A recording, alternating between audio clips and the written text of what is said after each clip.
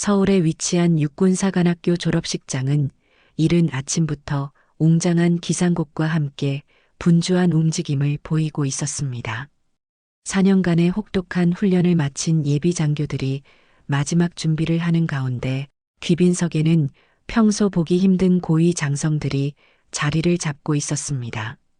박태준 중장은 정중앙 귀빈석에 앉아 딸을 바라보고 있었습니다. 그의 왼쪽에는 아내인 이미란 소장이, 오른쪽에는 동생 박성호 소장과 형 박성우 중장이 나란히 자리했습니다. 4명의 고위 장성이 한자리에 모인 것은 매우 이례적인 일이었지만 오늘만큼은 그들도 한 명의 딸과 조카를 축하하러 온 가족일 뿐이었습니다. 아버지, 저기 은영이가 보이시죠? 이미란 소장이 조용히 말했습니다. 박태준 중장의 눈길이 졸업생 대열 중앙으로 향했습니다. 박은영은 또래 생도들 사이에서도 유독 당당한 자세로 서 있었습니다. 키 165cm의 단정한 체격에 깔끔하게 정돈된 생도복 차림새가 예사롭지 않았습니다. 4년간 최우등생을 유지했던 그녀의 학업 성적만큼이나 흔들림 없는 모습이었습니다.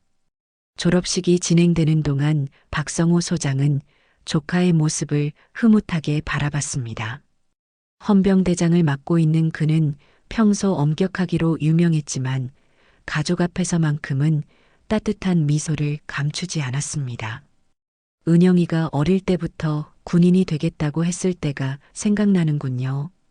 박성우 중장이 중얼거렸습니다. 특수전 사령관인 그는 조카가 중학교 시절부터 보여준 강인한 의지력을 기억하고 있었습니다. 다른 아이들이 연예인이나 일반 직업을 꿈꿀 때 은영만큼은 한 번도 군인이라는 꿈을 바꾸지 않았습니다.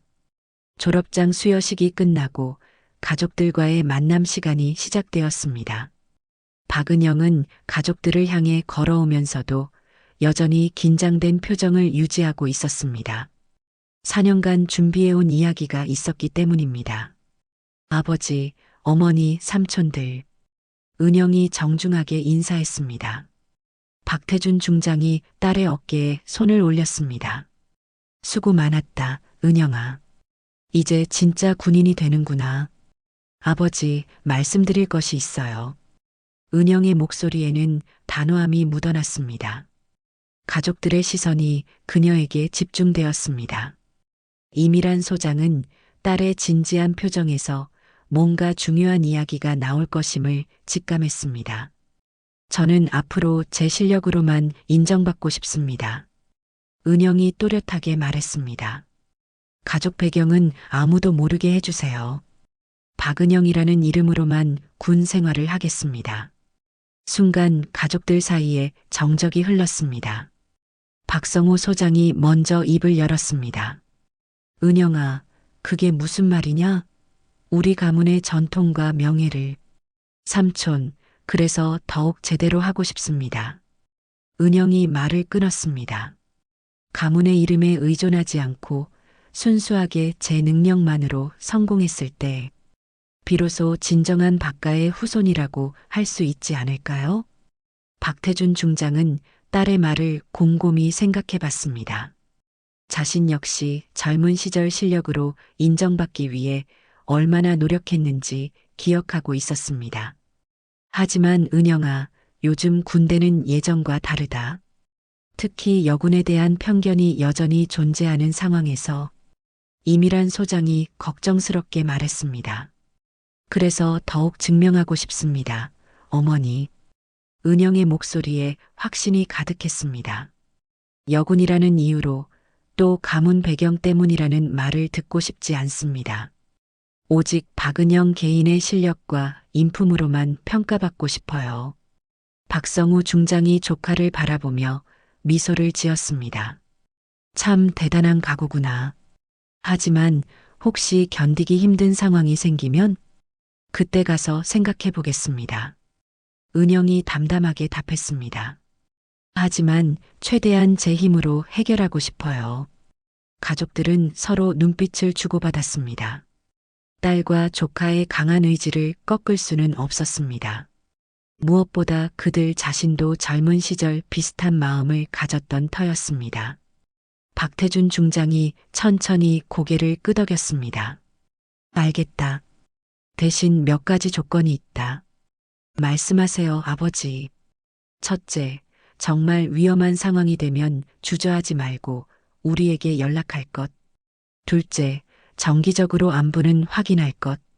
마지막으로 내가 부당한 대우를 받는다고 판단되면 우리가 개입할 수도 있다. 은영이 깊게 고개를 숙였습니다. 감사합니다, 아버지. 가문에 누가 되지 않도록 최선을 다하겠습니다. 졸업식장을 떠나면서 박성우 소장이 조카에게 마지막 당부를 했습니다. 은영아, 세상은 생각보다 험하다. 특히 여군에게는 더욱 그럴 거야. 하지만 내가 선택한 길이니 끝까지 해보거라. 네, 삼촌. 후회하지 않겠습니다. 이미란 소장은 딸을 끌어안으며 속삭였습니다. 힘들면 언제든 엄마에게 연락해. 멀리서라도 지켜보고 있을 테니까. 그날 저녁 가족들은 은영의 특별한 결심을 축하하는 조촐한 만찬을 가졌습니다. 하지만 모든 가족의 마음 한편에는 걱정이 자리하고 있었습니다. 군대라는 보수적인 조직에서 더욱이 여군으로서 가문의 배경 없이 살아가는 것이 얼마나 어려운 일인지 모두가 알고 있었기 때문입니다. 우리 은영이가 정말 대단한 결심을 했구나. 박태준 중장이 혼자 중얼거렸습니다. 그의 마음속에는 딸에 대한 자랑스러움과 동시에 앞으로 겪을 시련에 대한 우려가 교차하고 있었습니다. 하지만 지금은 딸의 선택을 믿고 지켜보는 것이 최선이라고 생각했습니다. 경기도 북부산간 지역에 위치한 보병사단 예하연대. 청사에는 이른 아침부터 활기찬 움직임이 시작되고 있었습니다. 박은영 소위가 3중대 2소대장으로 부임한 지 벌써 한 달이 지났지만 여전히 모든 것이 새롭고 도전적이었습니다. 소대 사무실에서 업무를 정리하던 은영은 창밖으로 보이는 훈련장을 바라봤습니다. 자신이 지휘하는 30명의 장병들이 체계적으로 훈련을 받고 있는 모습이었습니다. 처음 부임했을 때와는 확연히 달라진 분위기를 느낄 수 있었습니다. 소대장님, 오늘 신병 면담 일정 확인드립니다. 김상현 상사가 서류를 들고 들어왔습니다. 김상현은 15년 경력의 베테랑 부사관으로 처음에는 젊은 여군 소대장에 대해 의구심을 가지고 있었습니다. 하지만 한 달 동안 은영의 업무 처리 방식과 리더십을 지켜보면서 완전히 생각이 바뀌었습니다. 고맙습니다. 특별히 주의 깊게 봐야 할 신병이 있나요? 은영이 물었습니다. 이번에는 대학 졸업자가 많습니다. 김상현이 답했습니다. 은영은 신병 명단을 꼼꼼히 검토했습니다. 각 병사의 출신 지역, 학력, 특기 사항까지 세밀하게 파악하는 것이 그녀의 습관이었습니다. 이런 세심함 때문에 부하들이 점점 더 그녀를 신뢰하게 되었습니다. 오후 훈련 시간이 되자 은영은 직접 훈련장으로 나갔습니다. 다른 소대장들과 달리 그녀는 항상 병사들과 함께 훈련에 참여했습니다. 이론적 지시만 하는 것이 아니라 몸소 시범을 보이는 방식을 선호했습니다. 오늘은 전술 행동 훈련을 실시하겠다. 은영이 명확한 목소리로 말했습니다. 먼저 내가 시범을 보이겠다. 병사들의 눈빛이 집중되었습니다. 처음에는 여군 소대장이 과연 제대로 된 훈련을 시킬 수 있을지 의문을 품었던 이들이었지만 이제는 다른 생각이었습니다. 은영의 전술 실력과 체력은 웬만한 남자 간부들보다 뛰어났습니다. 이병 최민수, 앞으로 나와서 같이 해봐라. 은영이 한 병사를 지목했습니다. 최민수는 이번 기수 신병 중에서도 특히 훈련 적응이 어려워하던 병사였습니다. 대학에서 문학을 전공했던 그는 군대 생활 자체가 버거워 보였습니다. 긴장하지 말고 천천히 따라해봐. 은영이 격려했습니다. 훈련이 진행되는 동안 은영은 최민수의 동작을 세심하게 지도했습니다. 다른 간부들처럼 소리를 지르거나 혼내지 않았습니다. 대신 정확한 동작을 반복 시연하며 이해할 때까지 참을성 있게 가르쳤습니다. 소대장님, 정말 감사합니다. 최민수가 훈련 후 감사 인사를 했습니다. 앞으로도 궁금한 것 있으면 언제든 물어봐. 은영이 따뜻하게 답했습니다. 이런 모습을 지켜본 다른 병사들의 표정에서도 만족감이 드러났습니다. 이상훈 상병이 동료에게 속삭였습니다. 우리 소대장님 정말 다르시네. 다른 소대 보면 맨날 고함만 지르는데. 맞아. 그리고 우리 소대 분위기도 좋아졌어. 동료가 동의했습니다. 저녁 시간이 되자 은영은 소대 생활관을 순회했습니다. 병사들의 생활 상태를 점검하고 개인적인 고충이 있는지 확인하는 것도 그녀의 중요한 업무 중 하나였습니다. 여러분, 오늘 훈련 수고 많았다. 은영이 생활관에 들어서며 말했습니다. 병사들이 일제히 자세를 바로 했습니다. 하지만 분위기는 경직되지 않았습니다. 은영이 만들어낸 편안하면서도 절도 있는 분위기 때문이었습니다. 혹시 개인적으로 상담이 필요한 놈 있으면 언제든 찾아와. 은영이 덧붙였습니다. 박정우 일병이 조심스럽게 손을 들었습니다. 소대장님, 죄송하지만 가족 문제로 잠깐 상담 받을 수 있겠습니까? 그래. 내일 아침 시간 내서 이야기하자. 이런 세심한 배려 때문에 이 소대는 다른 소대들에 비해 사고율이 현저히 낮았습니다. 병사들이 소대장을 신뢰하고 있었고 문제가 생기면 숨기지 않고 먼저 상의하는 문화가 정착되었습니다. 며칠 후 중대 간부회의가 있었습니다.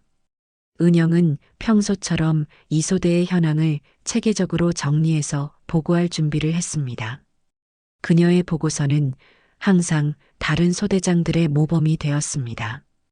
회의실에 들어선 은영은 동료 소대장들과 인사를 나눴습니다. 1소대장인 이동진 중위는 육사 선배였고 3소대장인 강성민 중위는 학사장교 출신이었습니다. 은영아, 이번에도 부대 평가에서 우리 중대가 좋은 결과 나온 거 너 덕분이야. 이동진 중위가 말했습니다. 과찬입니다, 선배님. 모든 소대장님들이 다 잘해주셔서 가능한 일이죠. 은영이 겸손하게 답했습니다. 정말 그래. 내가 온 후로 우리 중대 분위기 완전 달라졌어. 강성민 중위도 동의했습니다. 실제로 은영이 부임한 이후 3중대의 전반적인 분위기가 좋아졌습니다. 그녀의 체계적인 업무 처리 방식과 인간적인 리더십이 다른 소대장들에게도 긍정적인 영향을 미쳤습니다. 회의가 시작되기 전 은영은 자신의 휴대폰을 확인했습니다. 어머니로부터 온 메시지가 있었습니다. 딸, 잘 지내고 있지? 너무 무리하지 말고. 은영은 잠시 미소를 지었습니다. 가족들이 자신의 선택을 지지해주고 있다는 것이 큰 힘이 되었습니다. 동시에 그들의 기대에 부응해야 한다는 책임감도 느꼈습니다. 괜찮다고 전해드려야겠어. 은영이 혼자 생각했습니다. 그때 회의실 문이 열리며 정우혁 대위가 들어왔습니다. 3중대 중대장인 그는 육사 출신의 엘리트 간부였습니다. 은영은 정중하게 인사했지만 정우혁의 표정에서 뭔가 불편한 기운을 느꼈습니다. 하지만 은영은 그것을 대수롭지 않게 여겼습니다. 지금까지 자신의 실력과 성실함으로 모든 것을 해결해왔듯이 앞으로도 그렇게 할 수 있다고 믿었습니다. 그녀는 아직 자신이 앞으로 맞닥뜨릴 시련의 크기를 전혀 예상하지 못하고 있었습니다. 중대 회의실에는 오후 햇살이 비스듬히 들어와 긴 테이블을 따뜻하게 비추고 있었습니다.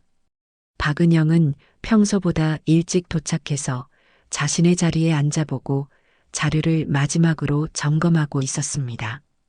이소대의 월간 훈련 성과와 부대, 관리 현황을 담은 보고서는 그녀의 꼼꼼한 성격을 그대로 보여주는 완성도 높은 문서였습니다.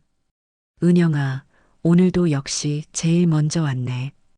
이동진 중위가 들어서며 말했습니다. 선배님, 안녕하십니까? 은영이 정중하게 인사했습니다. 곧이어 강성민 중위도 도착했고 3명의 소대장들은 자연스럽게 대화를 나누기 시작했습니다. 이들 사이에는 이미 상당한 신뢰와 동료애가 형성되어 있었습니다.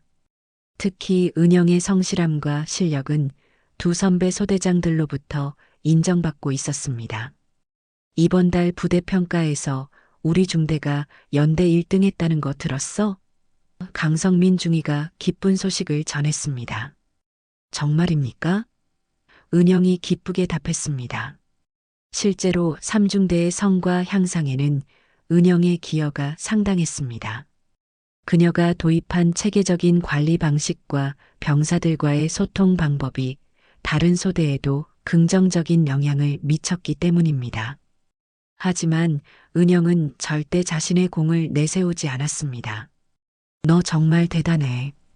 여군 소대장 중에서도 이렇게 뛰어난 사람 처음 봐.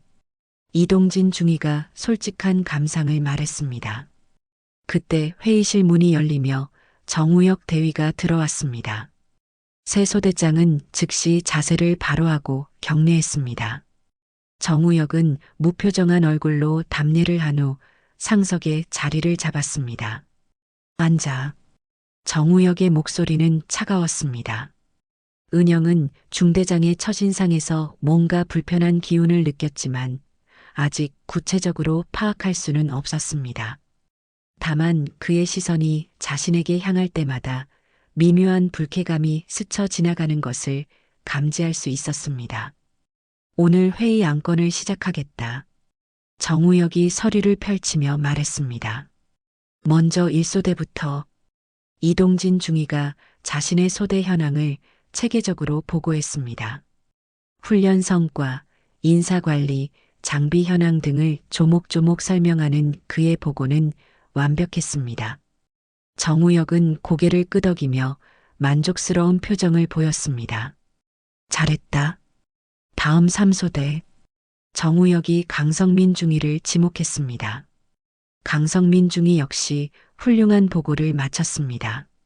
정우혁은 마찬가지로 긍정적인 반응을 보였습니다. 하지만 은영의 차례가 되자 분위기가 미묘하게 달라졌습니다. 이소대. 정우혁이 은영을 바라보며 잠시 말을 멈췄습니다. 이소대 박은영 소위 보고하겠습니다. 은영이 당당하게 일어서며 말했습니다. 정우혁이 의미심장한 표정을 지었습니다. 은영은 준비해온 보고서를 바탕으로 체계적인 보고를 시작했습니다. 이소대의 훈련 성과는 다른 어떤 소대보다 뛰어났고 부대 관리 상황도 완벽했습니다. 특히 병사들의 만족도와 사고 예방 실적은 연대 전체에서도 모범적인 수준이었습니다. 하지만 정우혁의 표정은 점점 더 불편해졌습니다. 은영의 뛰어난 성과 보고를 들으면서도 그는 전혀 만족스러워하지 않았습니다. 오히려 무언가 못마땅하다는 표정이 역력했습니다. 이상 보고 끝. 은영이 정중하게 마무리했습니다. 앉아. 정우혁이 차갑게 말했습니다. 잠시 정적이 흘렀습니다. 이동진 중위와 강성민 중위는 중대장의 미묘한 반응 변화를 눈치챘지만 아직 정확한 이유를 파악하지 못했습니다. 그런데 말이다. 정우혁이 입을 열었습니다. 요즘 들어 생각해보니 우리 중대 구성이 좀 특이하네. 어떤 면에서 그러신지요? 이동진 중위가 조심스럽게 물었습니다. 남자 소대장 2에 여자 소대장 1. 정우혁의 목소리에 미묘한 비아냥이 섞여 있었습니다. 이게 정상적인 구성인가? 은영의 가슴이 철렁했습니다. 지금까지 경험해보지 못한 종류의 공격이 시작되는 것을 직감할 수 있었습니다. 하지만 그녀는 침착함을 유지하려고 노력했습니다. 중대장님, 소대장 배치는 상급 부대에서 결정하는 사항이지 않습니까? 강성민 중위가 조심스럽게 반박했습니다. 물론 그렇지. 하지만 실무진으로서 의견을 제시할 수는 있는 거 아닌가? 정우혁이 냉소적으로 웃었습니다. 혹시 이소대 관리에 문제가 있다고 보시는 겁니까? 은영이 직접적으로 물었습니다. 정우혁이 은영을 똑바로 쳐다봤습니다. 그의 눈빛에는 노골적인 불쾌감이 드러나 있었습니다. 문제라. 정우혁이 의미심장하게 말을 끌었습니다. 글쎄, 어떻게 봐야 할까? 구체적으로 어떤 부분을 지적하시는 건지 알려주시면 개선하겠습니다. 은영이 침착하게 답했습니다. 아니다. 그런 게 아니라. 정우혁이 갑자기 웃음을 터뜨렸습니다. 그냥 내 개인적인 생각인데 여자가 무슨 소대장이냐는 거지. 회의실에 찬 공기가 흘렀습니다. 이동진 중위와 강성민 중위는 놀란 표정으로 중대장을 바라봤습니다. 은영은 순간 말문이 막혔습니다. 중대장님, 그건 좀. 이동진 중위가 말을 시작했지만 정우혁이 손을 들어 막았습니다. 내 말을 끝까지 들어봐. 정우혁이 계속했습니다. 난 원래 여군이 일선 부대에서 지휘관 역할을 하는 것에 대해 회의적이야. 특히 보병 부대에서는 더욱 그렇고. 하지만 박소희의 성과는. 강성민 중위가 항변하려 했지만 정우혁이 다시 손을 들었습니다. 성과는 성과고 현실은 현실이지. 정우혁의 목소리가 점점 더 날카로워졌습니다. 결국 여자는 여자야. 진짜 위험한 상황이 오면 과연 남자 병사들을 제대로 지휘할 수 있을까? 은영이 참고 있던 분노가 치밀어 올랐습니다. 하지만 그녀는 감정을 억누르고 최대한 냉정하게 대답했습니다. 중대장님, 저는 지금까지 맡은 임무를 성실히 수행해 왔습니다. 성별과 관계없이 소대장으로서의 책임을 다하고 있다고 자부합니다. 자부한다고? 정우혁이 비웃었습니다. 그런 자부심이 실전에서 통할까? 기회를 주신다면 언제든 증명해 보이겠습니다. 은영이 단호하게 말했습니다. 정우혁은 잠시 은영을 노려보더니 갑자기 자리에서 일어났습니다. 오늘 회의는 여기서 끝이다. 다들 각자 업무나 제대로 챙겨. 그는 서류를 거칠게 정리하며 회의실을 나갔습니다. 뒤에 남은 세 소대장들은 어색한 침묵 속에 앉아 있었습니다. 은영아, 너무 신경 쓰지 마. 이동진 중위가 위로했습니다. 중대장님이 좀 특이하시긴 해. 강성민 중위도 조심스럽게 덧붙였습니다. 하지만 은영은 이것이 단순한 개인적 성향의 문제가 아니라는 것을 직감하고 있었습니다. 정우혁의 눈빛에서 본 것은 단순한 편견을 넘어선 적이에 가까웠습니다. 괜찮습니다. 제가 더 열심히 하면 되겠죠. 은영이 억지로 미소를 지었습니다. 하지만 그녀의 마음속에는 이미 불안한 예감이 자리 잡고 있었습니다. 앞으로 더 큰 시련이 기다리고 있을 것이라는 직감이 스쳐 지나갔습니다. 중대장 회의 이후 며칠이 지나면서 박은영은 미묘한 변화를 감지하기 시작했습니다. 정우혁 대위의 태도는 단순한 편견 표출에서 점진적으로 체계적인 배제로 발전하고 있었습니다. 처음에는 사소한 것들이었지만 시간이 갈수록 그 의도가 명확해졌습니다. 화요일 오전 연대작전참모부에서 긴급 지시사항이 하달되었습니다. 다음 주에 실시될 대규모 연합훈련에 관한 중요한 브리핑이었습니다. 모든 중대장과 소대장들이 참석해야 하는 필수 회의였지만 은영에게는 통보가 오지 않았습니다. 이상하네. 작전회의 통보가 안 왔는데? 은영이 혼자 중얼거렸습니다. 점심시간이 되어서야 이동진 중위로부터 우연히 이 사실을 알게 되었습니다. 은영아, 오늘 오후 작전 회의 준비는 다 했어?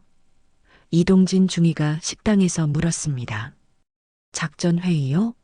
무슨 회의 말씀이신가요? 은영이 당황스럽게 반문했습니다. 너 통보 못 받았어? 오후 2시에 연대작전실에서 연합훈련 관련 브리핑 있다고 했는데 강성민 중위도 놀란 표정을 지었습니다. 은영은 즉시 중대행정실로 달려가서 작전 계획에 확인했습니다. 상병, 혹시 연대에서 온 작전회의 통보 자료 있나? 그거 중대장님이 직접 가져가셨습니다. 상병이 대답했습니다. 은영은 정우혁의 사무실로 향했습니다. 문을 두드리고 들어가자 정우혁이 서류를 정리하고 있었습니다. 중대장님, 오후 작전 회의건으로 왔습니다. 작전 회의? 정우혁이 고개를 들며 의아한 표정을 지었습니다. 연대 작전실에서 오후 2시에 있다는 연합훈련 브리핑 말입니다. 정우혁은 잠시 생각하는 듯 하더니 무심한 표정으로 답했습니다. 그거 너는 참석 안 해도 돼. 네. 하지만 모든 소대장이 참석해야 한다고. 내가 필요 없다고 판단했어. 정우혁이 차갑게 말을 끊었습니다. 어차피 여자 소대장이 전술회의에서 뭘 하겠어? 나중에 필요한 부분만 전달해 줄게. 은영은 순간 말문이 막혔습니다. 이것은 명백한 업무 배제였습니다.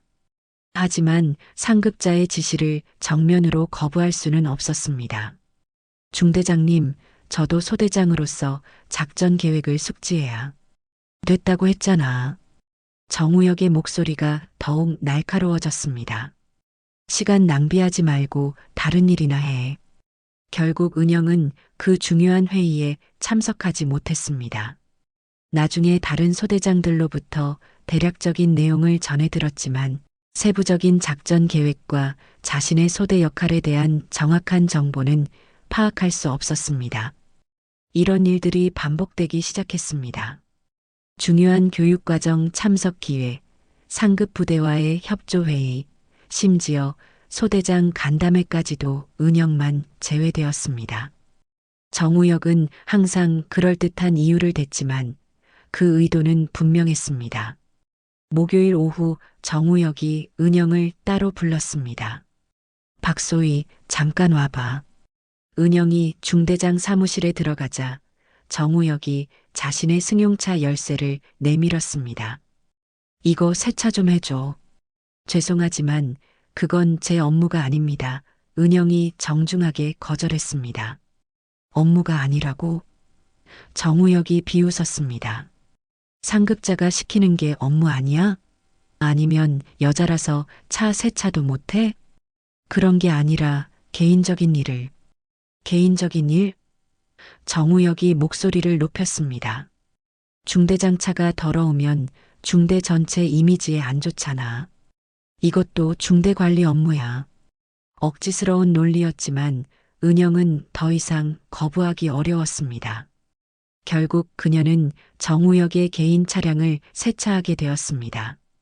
다른 간부들과 병사들이 지켜보는 가운데 여군 소대장이 중대장 차를 세차하는 모습은 매우 부자연스러웠습니다.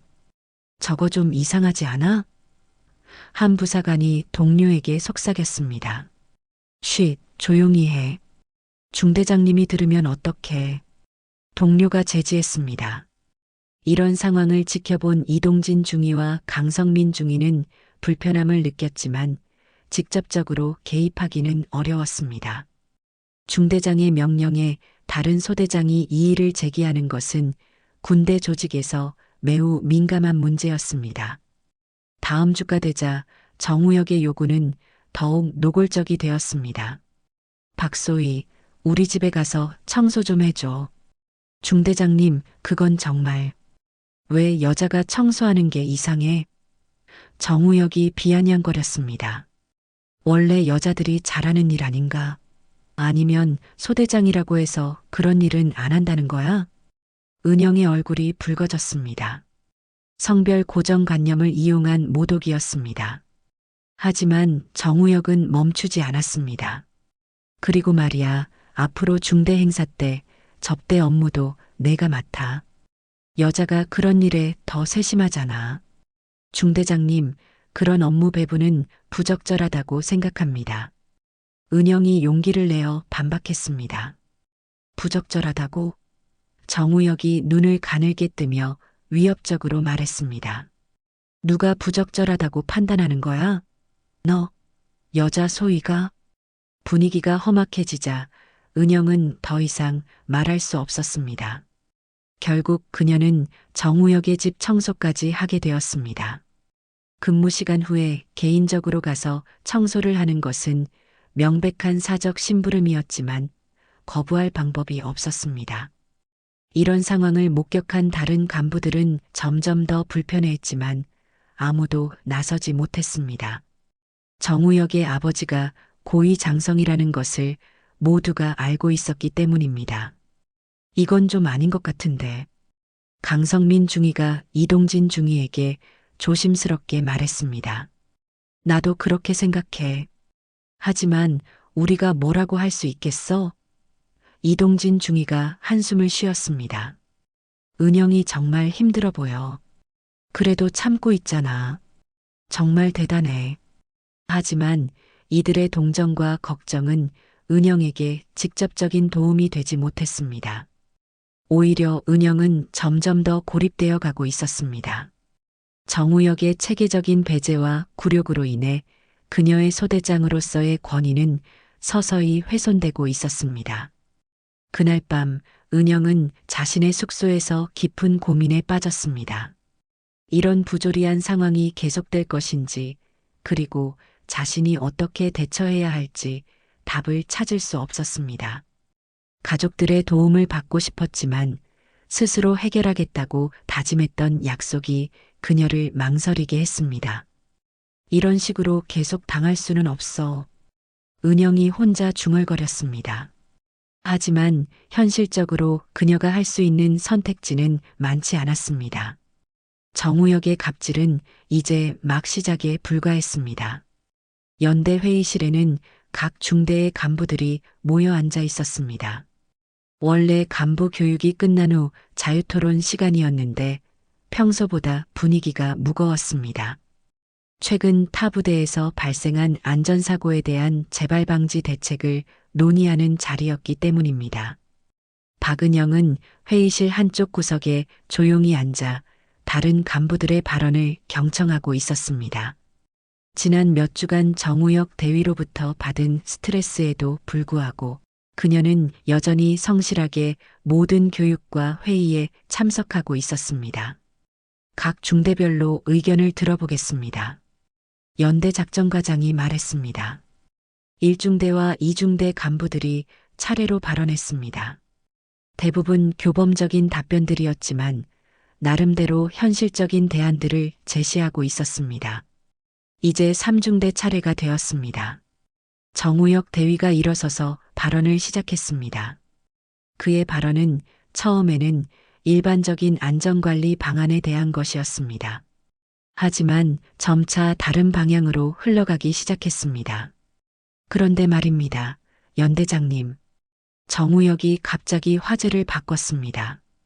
요즘 일선 부대에서 여군 간부들이 늘어나고 있는데 이것도 안전관리 측면에서 검토해 볼 필요가 있지 않을까 생각합니다.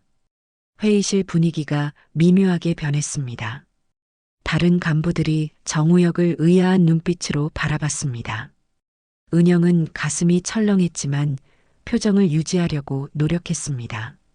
어떤 측면에서 그런 말씀을 하시는 건가? 연대장이 신중하게 물었습니다. 실전과 같은 위험한 상황에서 여군 간부들이 과연 남성, 장병들을 효과적으로 통제할 수 있을까 하는 의문이 듭니다. 정우혁이 계속했습니다. 은영의 얼굴이 점점 붉어졌습니다. 이것은 명백히 자신을 겨냥한 발언이었습니다. 회의실에 있는 다른 간부들도 그 사실을 눈치챘습니다. 하지만 정대위 여군 간부들도 동일한 교육 과정을 거쳐서 다른 중대장이 반박하려 했지만 정우혁이 말을 끊었습니다. 교육과정은 그렇다고 치더라도 실제 현장에서는 다르지 않겠습니까? 정우혁의 목소리가 점점 더 확신에 차 있었습니다. 특히 체력적인 면이나 위기 상황에서의 판단력 같은 부분에서 말입니다. 연대장이 불편한 표정을 지었습니다. 정대위, 그런 식의 일반화는 적절하지 않다고 보네. 물론 개인차는 있겠지만 정우혁이 은영을 힐끗 쳐다보며 말했습니다. 제가 직접 관찰해 본 바로는 여군 간부들은 아무래도 한계가 있어 보입니다. 이제 회의실의 모든 시선이 은영에게 집중되었습니다. 그녀는 이 상황에서 어떻게 반응해야 할지 고민했습니다. 가만히 있으면 정우혁의 주장을 인정하는 것처럼 보일 수 있었고, 반박하면 상급자에게 대드는 것으로 비춰질 수 있었습니다. 혹시 구체적인 사례가 있습니까? 다른 간부가 정우혁에게 물었습니다. 글쎄요, 너무 구체적으로 말하기는 그렇고. 정우혁이 교묘하게 말을 흐렸습니다. 하지만 여러 가지 면에서 남성 간부들과는 차이가 있다는 건 사실이죠. 은영이 더 이상 참을 수 없어서 일어났습니다. 연대장님, 발언 기회를 주십시오. 연대장이 고개를 끄덕였습니다. 박소희, 말해보세요. 저는 현재 소대장으로서 맡은 임무를 성실히 수행하고 있습니다. 은영의 목소리는 떨렸지만 단호했습니다. 제 소대의 훈련 성과나 관리 실적을 보시면 성별과 관계없이 역량을 발휘하고 있다고 생각합니다. 정우혁이 비웃는 표정을 지었습니다. 성과가 전부는 아니지. 실제 전투 상황에서는 다를 수 있어. 그런 가정적인 상황을 근거로 현재의 역량을 폄하하는 것은 부당합니다. 은영이 반박했습니다. 부당하다고? 정우혁의 목소리가 높아졌습니다. 그럼 박소희는 자신이 남성 간부들과 완전히 동등하다고 생각하는 건가? 이 질문은 함정이었습니다. 어떻게 답해도 문제가 될 수 있었습니다. 동등하다고 하면 오만하다고 할 것이고, 그렇지 않다고 하면 스스로 열등함을 인정하는 것이 됩니다. 저는 제가 맡은 역할에 최선을 다하고 있습니다. 은영이 신중하게 답했습니다. 최선을 다하는 것과 능력이 있는 것은 다른 문제지. 정우혁이 냉소적으로 말했습니다. 솔직히 말해서 여군은 진짜 간부가 아니라고 봅니다. 회의실에 충격적인 정적이 흘렀습니다. 다른 간부들이 놀란 표정으로 정우혁을 바라봤습니다. 이 정도로 노골적인 성차별 발언은 공식 석상에서 하기에는 너무 과격했습니다. 연대장이 엄한 표정으로 정우혁을 제지했습니다. 정대위, 발언을 자제하게. 죄송합니다. 하지만 제 솔직한 생각을. 정우혁이 변명하려 했지만 연대장이 손을 들어 막았습니다. 오늘 회의는 여기서 마치겠습니다. 회의가 끝나고 간부들이 하나둘 자리를 떠났습니다. 은영은 마지막까지 앉아 있었습니다. 공개적인 모독을 당한 충격에서 쉽게 벗어날 수 없었습니다. 은영아, 괜찮아? 같은 기수 출신인 다른 중대 소대장이 다가와서 위로했습니다. 응, 괜찮아. 은영이 억지로 미소를 지었습니다. 하지만 실제로는 괜찮지 않았습니다. 수십 명의 간부들 앞에서 당한 공개적 굴욕은 그녀의 자존심에 깊은 상처를 남겼습니다. 더 심각한 것은 이런 일이 부대 전체에 소문으로 퍼질 것이라는 점이었습니다. 부대로 돌아오는 길에 정우혁이 은영에게 다가왔습니다. 박소희, 오늘 기분 나빴어? 내가 좀 직설적으로 말하긴 했지만 다 너를 위한 거야. 정우혁이 가짜 친근함을 보였습니다. 여자가 너무 출세욕을 가지면 안 좋아. 적당히 자기 위치를 알고 살아야지. 은영은 대답하지 않았습니다. 더 이상 이런 모독을 참을 자신이 없었기 때문입니다. 앞으로는 좀 더 조용히 지내. 괜히 튀려고 하지 말고. 정우혁이 마지막 경고를 던지고 갔습니다. 그날 저녁 은영의 소대 병사들 사이에서도 소문이 돌기 시작했습니다. 연대 회의에서 있었던 일이 과장되어 전해지면서 그녀의 권위는 더욱 실추되었습니다. 소대장님이 연대장님한테 혼났다던데? 한 병사가 속삭였습니다. 그게 아니라 중대장님이 소대장님을 깠다는 얘기도 있어. 다른 병사가 답했습니다. 이런 소문들은 은영의 리더십에 치명적인 타격을 가했습니다. 병사들이 소대장을 신뢰하지 못하면 부대 운영에 심각한 문제가 생길 수 있었습니다. 은영은 그날 밤 처음으로 가족들에게 연락하고 싶은 충동을 느꼈습니다. 하지만 여전히 스스로 해결하겠다는 다짐을 포기할 수는 없었습니다. 그녀는 이 시련을 반드시 극복하겠다고 다짐했지만 앞으로 더 큰 고통이 기다리고 있다는 것을 아직 알지 못했습니다. 연대 회의에서의 공개적 굴욕 이후 일주일이 지났지만 박은영을 둘러싼 상황은 전혀 나아지지 않았습니다. 오히려 정우혁 대위의 괴롭힘은 더욱 교묘하고 악질적으로 변했습니다. 이제 그는 단순한 업무 배제나 개인 심부름을 넘어서 은영의 인격 자체를 공격하기 시작했습니다. 목요일 아침 은영이 중대 사무실에서 업무를 보고 있을 때 정우혁이 들어왔습니다.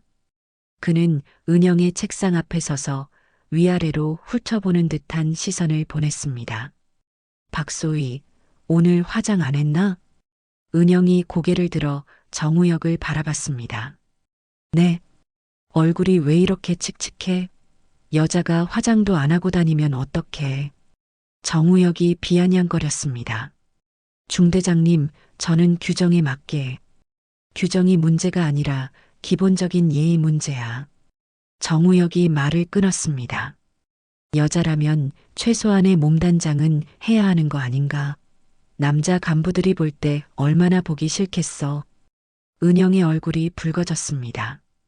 이것은 명백한 외모 지적이자 성희롱에 해당하는 발언이었습니다. 하지만 정우혁은 멈추지 않았습니다. 그리고 말이야, 걸음걸이도 좀 여자답게 해. 너무 딱딱하게 걸으니까 보기 안 좋아. 정우혁이 계속 지적했습니다. 중대장님, 이런 말씀은 부적절하다고 생각합니다. 은영이 용기를 내어 항의했습니다. 부적절하다고? 정우혁의 표정이 급변했습니다. 상급자가 부하에게 조언해 주는 게 부적절해? 너 정말 버릇없구나. 조언이 아니라 모독입니다. 은영이 단호하게 말했습니다. 정우혁이 갑자기 큰 소리로 웃었습니다. 모독이라고? 여자가 여자답게 행동하라는 게 모독이야? 정말 요즘 여자들은 이상해. 이때 김상현 상사가 서류를 가지고 들어왔다가 분위기를 눈치채고 망설였습니다. 정우혁이 그를 보고 말했습니다. 김 상사님, 잠깐 와보세요. 상사님은 여자 간부에 대해서 어떻게 생각하십니까? 김상현 상사는 곤란한 표정을 지었습니다. 그게, 중대장님, 솔직하게 말해봐요. 여자 소대장이 남자 소대장만큼 믿음직스러워요? 정우혁이 계속 몰아붙였습니다. 저는 박소희 님이 훌륭하게 업무를 수행하고 계신다고 생각합니다. 김상현 상사가 조심스럽게 답했습니다. 훌륭하게? 정우혁이 코웃음을 쳤습니다. 정말 그렇게 생각해요? 아니면 여자라서 봐주는 건가? 그런 게 아닙니다. 김상현 상사가 단호하게 말했습니다. 정우혁의 표정이 더욱 일그러졌습니다. 자신의 편을 들어줄 것이라고 기대했던 부사관마저 은영을 옹호하자 분노가 치밀어 올랐습니다. 됐어요. 나가보세요. 정우혁이 김상현 상사를 내쫓았습니다. 김상현 상사가 나간 후 정우혁은 은영을 노려봤습니다. 봐, 저 부사관도 내가 여자라서 봐주는 거야. 실제로는 다들 내가 무능하다고 생각하고 있어. 그렇지 않습니다. 은영이 반박했습니다. 그렇지 않다고? 정우혁이 책상에 손을 짚고 은영에게 다가왔습니다. 그럼 증명해봐. 어떻게 증명할 건데? 지금까지의 성과로 충분히 증명했다고 생각합니다. 성과? 정우혁이 비웃었습니다. 그런 서류상의 성과 말고 진짜 실력으로 말이야. 예를 들어서 술자리에서 제대로 된 건배 인사나 할 줄 알아? 은영이 당황했습니다. 그건 업무와 무관하다고 정우혁이 목소리를 높였습니다. 군대에서 선후배, 상하급자 간의 술자리가 얼마나 중요한지 몰라. 거기서 여자답게 예쁘게 웃으면서 술 따르는 것도 중요한 업무야. 이것은 명백한 성희롱이었습니다. 은영은 더 이상 참을 수 없었습니다. 중대장님, 지금 하시는 말씀은 성희롱에 해당합니다. 당장 중단해 주십시오. 정우혁의 얼굴이 붉어졌습니다. 성희롱이라고? 너 지금 나를 성추행범으로 몰아가려는 거야? 그런 게 아니라. 아니긴 뭐가 아냐. 정우혁이 소리를 질렀습니다. 여자 주제에 감히 나한테 성희롱이라고? 너 정말 죽고 싶어?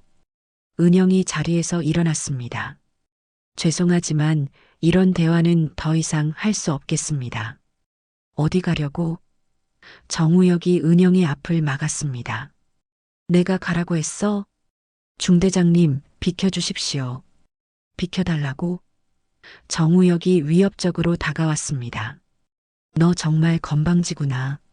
내가 누군지 알기나 해? 알고 있습니다. 알고 있다고? 정우혁이 냉소적으로 웃었습니다. 그럼 내 아버지가 누군지도 알겠네? 그건 업무와 상관없다고? 정우혁이 말을 끊었습니다. 내 아버지는 사단장이야. 사단장? 너 같은 여자 소위 하나 좌천시키는 건 전화 한 통이면 돼. 은영의 가슴이 철렁했습니다. 드디어 정우혁이 자신의 배경을 이용해서 노골적으로 협박하기 시작한 것입니다. 협박하시는 건가요? 은영이 떨리는 목소리로 물었습니다. 협박?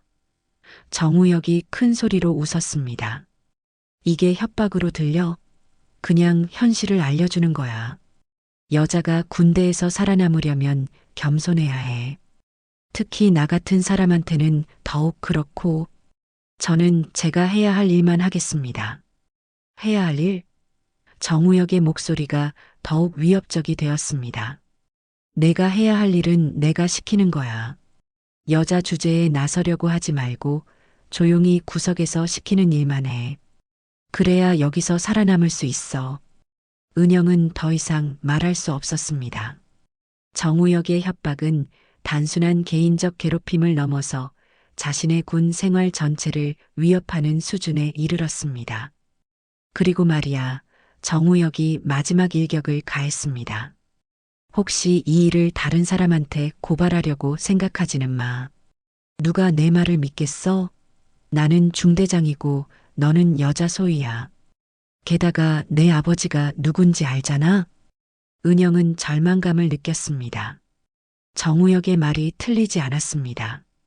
군대라는 보수적이고 위계적인 조직에서 여군 소위의 증언이 남성 중대장의 말보다 신빙성을 얻기는 어려웠습니다. 이제 알겠어? 정우혁이 승리감에 찬 표정으로 말했습니다. 앞으로는 착하게 굴어. 여자답게 말이야. 그날 밤 은영은 처음으로 자신의 선택을 후회했습니다. 가족의 도움 없이 혼자 힘으로 해결하겠다던 다짐이 얼마나 순진했는지 깨닫게 되었습니다. 하지만 아직 포기할 수는 없었습니다. 무언가 다른 방법이 있을 것이라고 믿고 싶었습니다. 정우혁 대위의 노골적인 협박과 성희롱이 있던 날로부터 사흘이 지났습니다. 박은영은 그동안 잠을 제대로 이루지 못했습니다. 매일 밤 정우혁의 위협적인 말들이 머릿속에서 맴돌았고 자신이 처한 절망적인 상황에 대해 깊이 고민했습니다. 일요일 오후 은영은 부대 뒷산의 작은 정자에 혼자 앉아 있었습니다. 가을 햇살이 따스했지만 그녀의 마음은 차가웠습니다. 지난 몇 달간의 일들이 주마등처럼 스쳐 지나갔습니다. 육사 졸업식에서 가족들 앞에서 했던 당당한 선언, 실력으로만 인정받겠다던 다짐, 그리고 현재의 참담한 현실까지. 이대로 계속 당하고만 있을 수는 없어. 은영이 혼자 중얼거렸습니다. 하지만 현실적으로 그녀가 할 수 있는 선택지는 매우 제한적이었습니다. 부대 내 신고 체계는 정우혁의 말대로 그녀에게 불리했고 상급 부대에 직접 호소하기에는 증거가 부족했습니다. 무엇보다 정우혁의 아버지가 고위장성이라는 사실이 모든 것을 복잡하게 만들었습니다. 그때 어머니에게서 온 문자 메시지가 눈에 들어왔습니다. 딸, 요즘 연락이 뜸하네. 혹시 무슨 일 있니? 언제든 연락해. 은영은 문자를 읽으며 눈물이 필 뻔했습니다. 가족들의 따뜻한 관심이 그리웠지만 동시에 자신의 무력함을 인정해야 한다는 부담감도 느꼈습니다. 하지만 더 이상 혼자 감당하기는 어려웠습니다. 마침내 은영은 결심했습니다. 평생의 신념을 꺾는 것이었지만 이 상황에서는 다른 방법이 없었습니다. 그녀는 떨리는 손으로 아버지의 번호를 눌렀습니다.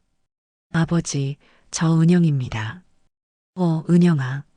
그동안 연락이 없어서 걱정했는데 잘 지내고 있지? 박태준 중장의 따뜻한 목소리를 듣자 은영의 눈에서 눈물이 흘러내렸습니다. 아버지, 도움이 필요합니다. 전화기 너머로 아버지의 숨소리가 거칠어지는 것을 느낄 수 있었습니다. 무슨 일이야? 자세히 말해봐. 은영은 지난 몇 달간 겪었던 모든 일들을 상세히 설명했습니다. 정우혁의 체계적인 업무 배제, 개인 심부름 강요, 공개적 굴욕, 그리고 성희롱과 협박까지 모든 것을 털어놓는데 거의 1시간이 걸렸습니다. 그놈이 감히. 박태준 중장의 목소리가 차가워졌습니다. 아버지, 저는 정말 최선을 다했습니다. 하지만 더 이상 혼자서는. 그래, 잘했다. 더 참을 필요 없어. 아버지의 목소리가 단호했습니다. 내일까지 기다려봐. 모든 것을 정리해주겠다. 전화를 끊은 후 박태준 중장은 즉시 가족들에게 연락했습니다. 이미란 소장, 박성우 소장, 박성우 중장이 긴급히 모였습니다. 딸의 참담한 상황을 들은 가족들의 분노는 하늘을 찔렀습니다. 이런 일이 21세기에 일어날 줄이야. 이미란 소장이 분개했습니다. 당장 그놈을 처벌해야 합니다. 박성우 중장이 주먹을 불끈 쥐었습니다. 하지만 신중하게 접근해야 해. 박성우 소장이 냉정하게 말했습니다. 헌병대장으로서 정확한 절차를 밟아 완벽하게 처리하겠습니다. 다음 날 오전 3중대가 위치한 부대 상공에 헬기 소리가 울려 퍼졌습니다. 병사들이 하늘을 올려다보자 군용 헬기 2대가 부대 앞 공터에 착륙하고 있었습니다. 정우혁 대위는 중대 사무실에서 서류 작업을 하고 있었습니다. 갑작스러운 헬기 소리에 창문으로 다가가 보니 상상하지 못했던 광경이 펼쳐졌습니다. 헬기에서 내리는 사람들의 어깨에는 총 10개의 별이 빛나고 있었습니다. 박태준 중장, 이미란 소장, 박성우 소장, 박성우 중장이 동시에 나타난 것입니다. 뒤따라 헌병대 수사관들과 법무관들도 내렸습니다. 이게 무슨... 정우혁이 당황했습니다. 부대 전체가 순식간에 긴장 상태가 되었습니다. 연대장이 급히 달려와서 고위 장성들을 맞이했습니다. 박 중장님, 갑작스러운 방문에. 연대장이 당황스럽게 인사했습니다. 연대장, 중요한 수사건이 있어서 왔습니다. 박성우 소장이 공식적으로 말했습니다. 헌병대 수사에 협조 부탁드립니다. 물론입니다. 어떤 3중대와 관련된 사안입니다. 박성우 소장이 간단히 설명했습니다. 이때 은영이 다른 간부들과 함께 집합 장소로 뛰어왔습니다. 그녀는 아버지와 가족들을 보는 순간 복잡한 감정에 휩싸였습니다. 안도감과 동시에 자신의 무력함에 대한 부끄러움도 느꼈습니다. 박태준 중장이 딸을 바라보며 눈빛으로 위로를 전했습니다. 하지만 공식적인 자리에서는 개인적인 감정을 드러낼 수 없었습니다. 모든 간부들은 연대 회의실로 집합하십시오. 박성호 소장이 명령했습니다. 정우혁은 이상한 기분이 들었습니다. 이 모든 상황이 자신과 관련이 있을 것이라는 불길한 예감이 들었기 때문입니다. 하지만 아직 구체적으로 무엇이 문제인지 파악하지 못했습니다. 회의실에 모인 간부들 앞에서 박성호 소장이 공식적으로 수사 개시를 선언했습니다. 군기강 확립 및 성희롱 관련 수사를 시작합니다. 관련자들은 개별 조사에 협조해 주시기 바랍니다. 정우혁의 얼굴이 창백해졌습니다. 이제야 상황을 파악했습니다. 하지만 여전히 박은영과 이 고위 장성들 사이의 연관성은 알지 못했습니다. 혹시 구체적으로 어떤 사안인지 정우혁이 떨리는 목소리로 물었습니다. 정우혁 대위, 당신과 관련된 사안입니다. 박성호 소장이 차갑게 답했습니다. 그 순간 정우혁은 자신이 얼마나 큰 실수를 저질렀는지 깨닫기 시작했습니다. 하지만 아직 전체 그림을 보지는 못했습니다. 진짜 충격은 이제부터 시작될 것이었습니다. 헌병대 수사는 박성호 소장의 철저한 지휘하에 체계적으로 진행되었습니다. 수사관들은 지난 몇 개월간 삼중대에서 벌어진 모든 사건들을 정밀하게 조사했습니다. 증거 수집과 증인 조사 과정에서 정우혁 대위의 체계적인 성차별과 갑질 행위가 낱낱이 드러났습니다. 김상현 상사가 수사실에서 증언했습니다. 정 대위는 박소희님을 지속적으로 업무에서 배제했습니다. 중요한 회의나 교육에 참석하지 못하게 하고 개인적인 심부름을 강요했습니다. 이동진 중위와 강성민 중위도 용기 있는 증언을 했습니다. 연대 회의에서 정 대위가 여군 간부에 대해 모독적인 발언을 한 것을 직접 목격했습니다. 그리고 평소에도 박소희에 대해 성차별적인 태도를 보였습니다. 다른 부사관들과 병사들도 하나둘씩 증언에 나섰습니다. 처음에는 보복이 두려워 망설였지만 헌병대의 철저한 보호하에 진실을 말할 수 있었습니다. 소대장님이 중대장님 차를 세차하시는 걸 봤습니다. 그게 정상적인 업무라고 생각하지 않았어요. 한 병사가 증언했습니다. 정대위가 소대장님에게 화장을 하라고 하고 걸음걸이가 여자답지 않다고 지적하는 것을 들었습니다. 다른 부사관이 추가 증언을 했습니다. 수사 과정에서 정우혁의 아버지인 사단장도 조사를 받았습니다. 아들의 잘못된 행위를 알고도 방조했다는 의혹이 제기되었기 때문입니다. 실제로 정우혁은 여러 차례 아버지의 지위를 이용해 위협했으며 이는 직권남용에 해당했습니다. 사흘간의 집중 수사가 끝난 후 박성호 소장은 수사 결과를 발표했습니다. 정우혁 대위는 성차별, 성희롱, 갑질, 직권남용 등 다수의 혐의로 군사재판에 회부됩니다. 정우혁은 이때까지도 박은영과 고위 장성들 사이의 관계를 정확히 알지 못했습니다. 그는 단순히 자신이 운이 없어서 걸렸다고 생각했습니다. 진실을 알게 된 것은 군사재판 당일이었습니다. 재판정에 출석한 정우혁은 방청석에 앉아있는 박은영의 가족들을 보고 충격을 받았습니다. 박태준 중장, 이미란 소장, 박성호 소장, 박성우 중장이 모두 참석해 있었습니다. 저 사람들이 왜 여기에? 정우혁이 중얼거렸습니다. 재판장이 사건 개요를 설명하면서 진실이 밝혀졌습니다. 피고 정우혁 대위는 피해자 박은영 소위에게 지속적인 성차별과 갑질을 행했습니다. 피해자는 박태준 중장의 딸이자 군 최고 위층 가문 출신임에도 불구하고 정우혁의 얼굴이 새하얗게 변했습니다. 자신이 그토록 무시하고 괴롭혔던 여군 소희가 실제로는 군 최고위층 가문의 딸이었다는 사실을 알게 된 것입니다. 아니, 그럼 박소희가 정우혁이 떨리는 목소리로 중얼거렸습니다. 재판은 신속하게 진행되었습니다. 수많은 증인들의 일관된 증언과 명확한 증거들로 인해 정우혁의 혐의는 모두 인정되었습니다. 재판장은 엄중한 표정으로 판결을 선고했습니다. 피고 정우혁 대위는 성차별, 성희롱, 갑질, 직권남용 혐의로 징역 2년 6개월을 선고합니다. 또한 군에서 영구 제명 처분을 받습니다. 정우혁은 그 자리에서 주저앉았습니다.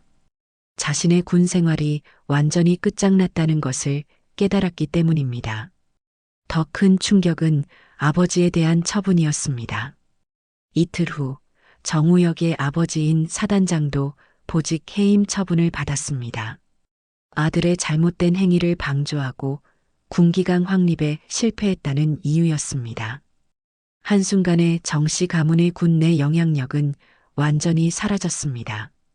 재판이 끝난 후 박은영은 가족들과 처음으로 진솔한 대화를 나눴습니다. 아버지, 결국 제 힘만으로는 해결할 수 없었네요. 은영이 죄송하다는 표정으로 말했습니다. 은영아, 내가 잘못한 게 아니야. 박태준 중장이 딸을 위로했습니다. 오히려 그 어려운 상황에서 끝까지 버틴 내가 대단해. 맞아, 딸. 이미란 소장도 동의했습니다. 내가 보여준 용기와 인내심이 정말 자랑스러워. 박성호 소장이 조카에게 말했습니다. 은영아, 이번 일로 군 전체의 성평등 문화가 한 단계 발전할 거야. 내가 시작한 변화가 많은 후배 여군들에게 도움이 될 것이다. 사건이 해결된 후 3중대는 완전히 새로운 분위기로 바뀌었습니다. 새로 부임한 중대장은 성평등을 중시하는 진보적인 사고를 가진 인물이었습니다. 부대 전체의 성희롱 예방 교육이 강화되었고 성차별적 행위에 대한 엄중한 처벌 방침이 확립되었습니다. 은영의 리더십과 권위도 완전히 회복되었습니다. 오히려 이전보다 더 강해졌습니다. 그녀가 겪은 시련과 그것을 극복한 과정이 모든 부하들에게 깊은 감동을 주었기 때문입니다. 김상현 상사가 은영에게 말했습니다. 소대장님, 정말 존경합니다. 그 어려운 상황에서도 포기하지 않으신 모습이 대단했습니다. 병사들도 이전과는 다른 눈빛으로 은영을 바라봤습니다. 단순히 여군이라는 이유로 무시할 수 있는 존재가 아니라 진정한 리더로 인정하게 되었습니다. 몇 달 후 은영의 이야기는 군 전체에 알려지면서 성평등 문화 확산의 상징적 사례가 되었습니다. 많은 여군 후배들이 그녀를 롤모델로 삼았고 성차별에 맞서는 용기를 얻었습니다. 한 여군 후배가 은영에게 편지를 보냈습니다. 선배님 덕분에 저도 당당하게 제 역할을 할 수 있게 되었습니다. 선배님이 보여주신 용기가 저희 모든 여군들에게 희망이 되었습니다. 은영은 이제 단순히 박가의 딸이 아니라 자신만의 성취와 신념으로 인정받는 진정한 군인이 되었습니다. 그녀의 선택과 투쟁은 군대 내 성차별 근절에 중요한 변화를 가져왔고 이는 한국 군대 역사에 의미 있는 전환점으로 기록되었습니다. 시련을 통해 더욱 단단해진 은영은 앞으로도 자신의 신념을 지키며 후배들에게 귀감이 되는 군인으로 성장해 나갈 것입니다. 그녀의 이야기는 성별과 관계없이 실력과 인품으로 인정받을 수 있다는 희망의 메시지를 전달하며 많은 이들에게 용기와 감동을 주었습니다. 오늘의 사연은 여기까지입니다. 영상이 마음에 드셨다면 구독과 좋아요 부탁드릴게요. 천태만상이었습니다.